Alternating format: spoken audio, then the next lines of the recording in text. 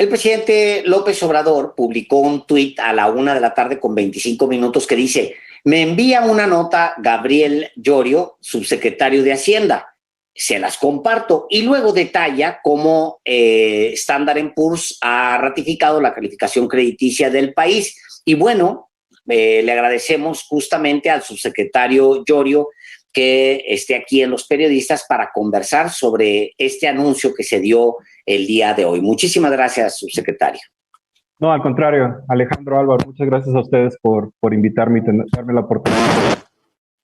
Bueno, es una información de enorme relevancia, subsecretario, la que usted le envió al presidente López Obrador.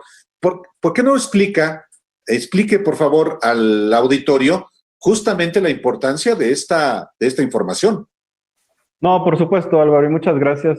Yo creo que cada país es calificado de acuerdo a diferentes metodologías que tienen las agencias calificadoras. Y yo creo que lo importante que sucedió el día de hoy con la ratificación de Standard & Poor's, en específico esta calificadora es de la principal mundial, pero lo más importante es que remueve lo que es la perspectiva negativa. ¿Qué significa esto? La pone de negativa a estable. Y esto tiene un efecto importante no solamente en los accesos a mercados internacionales, al financiamiento del gobierno, sino de la economía en su conjunto. El día de hoy, con esta decisión o con esta acción, se beneficia todo el país y no solamente el gobierno federal. ¿Cuál es la importancia?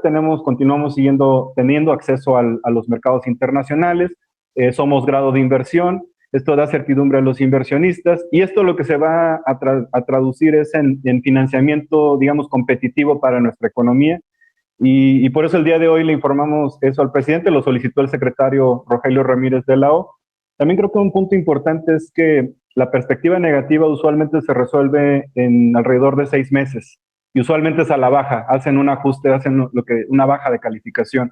Ya llevábamos un poquito más de un año donde la calificadora seguía evaluando los diferentes criterios y el día de hoy ya tomó la decisión de removerlo, a ponerlo estable y esto creo que va a ser una señal muy positiva para los inversionistas, para el financiamiento de la economía mexicana.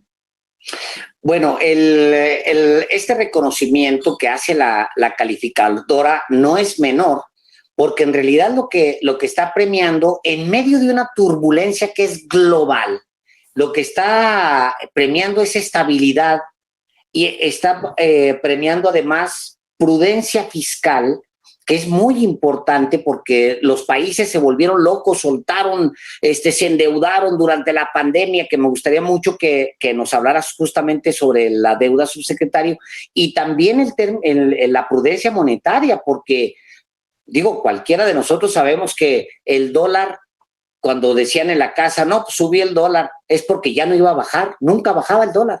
En la historia de este país, pues, se desmontaba el dólar y adiós, no volvías a verlo a la baja. Y en este caso se ha mantenido, incluso ha bajado de como lo había recibido el presidente López Obrador. ¿Cómo no nos explica esa parte, sobre todo el tema de la deuda en estos años? No, por supuesto, Alejandro. Y de hecho, yo creo que tú puntualizas el core o el corazón de lo que es el análisis de riesgo crediticio, es precisamente que un país pueda pagar su deuda. Y entonces el nivel de deuda importa. La forma en la que lo miden las calificadoras es el nivel de deuda sobre el Producto Interno Bruto. México actualmente lo tiene alrededor del 50% del PIB. Este nivel es el que están reconociendo las calificadoras. Yo creo varios criterios que ha tomado el presidente de la República en cuanto al manejo fiscal. La prudencia fiscal, balances controlados, déficits controlados, y eso nos lleva a una deuda estabilizada, una deuda controlada, pero que, como bien mencionas, en la coyuntura actual, 2 años después del COVID, donde hemos tenido una de las peores crisis, tanto sanitarias como económicas, en el 2020, con secuelas en el 2021, en el 2022 también, que aparte se agravan con el conflicto de la guerra y la invasión de Rusia en Ucrania, el contexto global económico se está complicando y las calificadoras tienden a ser procíclicas. Esto significa que cuando las cosas se ponen mal, bajan las calificaciones, ¿no? Y cuando las cosas se ponen bien, las suben o las ajustan. Entonces sí es muy importante lo que sucedió hoy, porque en este contexto tan complicado a nivel mundial, las políticas que ha tomado el presidente de la República en cuanto a prudencia fiscal, a mantener la estabilidad económica y social, que el Banco Central también ha sido de manera muy activo en cuanto al ajuste de política monetaria y control de la inflación, que ha llevado a que nuestro tipo de cambio esté anclado, que esté estable, inclusive por debajo de como lo recibió el presidente, son los elementos que está considerando la agencia en una coyuntura bastante complicada. Entonces, digamos que si esto hubiera sucedido cuando las cosas van muy bien a nivel internacional, pues era de esperarse. Pero este resultado creo que vale la pena resaltarlo, porque sí es un reconocimiento a la política financiera que ha implementado la presente administración. Y esto también en términos de inversión, ¿qué tanta repercusión tiene para no solamente inversionistas extranjeros, sino para quienes desean, a pesar del contexto de inflación alta, invertir en nuestro país, subsecretario? No, precisamente, de hecho, la señal que se envía, ¿no? es que la calificación que tenemos actualmente ya era grado de inversión, no es que lo ganamos o lo perdimos, ya teníamos grado de inversión, pero era esta perspectiva negativa la que de alguna manera genera que tal vez algunos inversionistas pues prefieren esperar a que esto se resuelva para tomar una decisión. Con esto se rompe un poquito esta incertidumbre. Yo creo que lo que vamos a observar ahora es que muchos inversionistas de por sí ya tenían preferencia por los instrumentos de México, por invertir en México. Con esta ratificación y esta perspectiva estable, creo que va a generar más certidumbre y más inversión. Y lo vamos a observar. También al mismo tiempo el Banco Central ha sido muy cauteloso para combatir la inflación, ha subido la tasa de interés y eso genera un atractivo de los inversionistas institucionales en nuestro mercado. Yo creo que vamos a empezar a observar un mayor incremento de toma de posiciones, como llaman los inversionistas, en los portafolios. Pues creo que es muy positivo porque envía una señal muy positiva a las decisiones que van a tomar inversionistas financieros. México continúa siendo un gran activo para sus portafolios. Es decir, habrá una inversión, pues sí, voltearán a ver hacia México, le llaman instrumentos las opciones que presenta México, así dicho de manera muy, muy burda para que la gente no lo entienda. Pues México ofrece, miren, aquí tengo estos bonos, cómprenme. Y entonces voltean los inversionistas y dicen, ay, híjole, ese país está medio tambaleando, mejor no. Y lo que pasa ahora es una señal de que no, espérate, este país está bien sólido, aquí lo tienes, vente por él. Ahora, ¿qué pasa con la inversión fija bruta, subsecretario? ¿En qué momento estamos y cuál es la perspectiva para esa inversión? Yo creo que la inversión fija bruta de alguna manera había empezado a seguir lo que desde el 2018 se veía como una desaceleración de la economía global y actualmente lo seguimos viviendo con todos estos choques de oferta que estamos viendo. Dentro de todo este contexto global y estas tensiones geopolíticas en Europa del Este, entre Estados Unidos y China, pues de alguna manera los inversionistas, tanto financieros como inversión fija bruta, comienzan a ver a Latinoamérica como una región segura, como una región que tiene elementos positivos para la inversión. Nosotros pensamos que con este tipo de señales, como las ratificaciones de calificación crediticia, por ejemplo, se abarata el financiamiento, las empresas pueden tomar decisiones de inversión y financiarlas de manera barata y con acceso al mercado sin sobreprecios en estos costos. Yo creo que lo que está pasando ya en México es, estamos ya viendo una realidad de lo que llaman los norteamericanos el nearshoring. Es esta relocalización de empresas que estaban, por ejemplo, en China, pero que que no son chinas, sino, por ejemplo, que son norteamericanas, y tratan de moverse de nuevo a su región de origen, porque estaban tratando de tomar ventaja de algunos, por ejemplo, costos salariales bajos en esta región asiática. Pensamos que México, es más, no pensamos, está ya observando una recepción natural de la relocalización de las empresas. Está sucediendo en lo que son los enclaves orgánicos o las economías de aglomeración naturales de nuestro país, que son la zona norte del país, la frontera, ¿no?, con Estados Unidos. Estamos viendo que en Tijuana, en Ciudad Juárez, los parques industriales se están expandiendo, las rentas, por ejemplo, están subiendo porque hay mayor demanda, están expandiendo también las plantas productivas. Lo mismo se está viendo en el corredor del centro, que usualmente tiene una vocación como de comercio electrónico, de logística, de mercancías, y esto está sucediendo ya de manera natural. Entonces, la ratificación de esta calificación creo que abona a que México se beneficie de esta tendencia que se está observando. Obviamente, queremos hacer más para que vengan más rápido y para que más empresas se decidan a venir a México. Y también por eso el día de hoy hicimos un anuncio muy importante en conjunto con el Banco Interamericano de Desarrollo, para tratar de acercarle un financiamiento a las empresas que quieran moverse a México, y estamos tratando de darles pues un paquete de 3 opciones: infraestructura, financiamiento y incentivos fiscales. Por cierto, sí, efectivamente, y en el corredor transísmico, subsecretario, para que se instalen a esas empresas que hoy se encuentran, por ejemplo, en China, y que puedan instalarse en México para tener más cerca el mercado estadounidense. No, totalmente. Y de hecho, como está pasando ya de manera natural, se van al norte o se van al corredor del centro. Y lo que queremos es que algunas se quieran relocalizar en el corredor interoceánico. Por ejemplo, el Banco Interamericano estima que el potencial que puede captar México, dadas sus características, es de cerca de 35,000 millones de dólares de inversión por puro ganancia de exportaciones de empresas que se muevan al país. Esto, digamos, se compara, se diferencia por mucho cuando vemos al segundo país que puede recibir más potencial, es Brasil, que es cerca de 8,000 millones. Entonces México recibe 35, Brasil podría recibir 8,000, y ese es el segundo país que sigue después de México. Entonces el potencial es grande, y lo que quisiéramos obviamente es que no solo suceda solo de manera natural, porque va a pasar en el norte y en el centro, sino que suceda también en el Istmo, y que capte parte de esta inversión.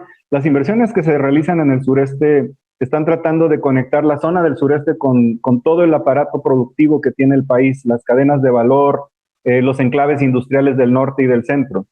Y aunque pareciera que son inversiones focalizadas, porque lo son en el sureste, en realidad van a beneficiar a toda la República, porque se va a aumentar nuestra conectividad, nuestra productividad, la capacidad de movilizar o de facilitar comercio, por ejemplo. Pues no nos da nada mal para hacer una dictadura, subsecretario, y lo digo medio en broma y medio no, tanto en broma, porque el día de ayer decía un texto publicado en el New York Times que hizo mucha polémica, que está más bien agarrado por el tema político, que decía que México es una democracia que está bajo amenaza, tiene una democracia que está bajo amenaza. Obviamente los mercados, los inversionistas, voltean y ubican con una gran velocidad cuando hay una inestabilidad política en un país, lo identifican y lo castigan, es natural, pues ¿para qué le voy a meter un peso a algo que se está desmoronando? ¿Eso es lo que estamos viendo? No, de ninguna manera, Alejandro.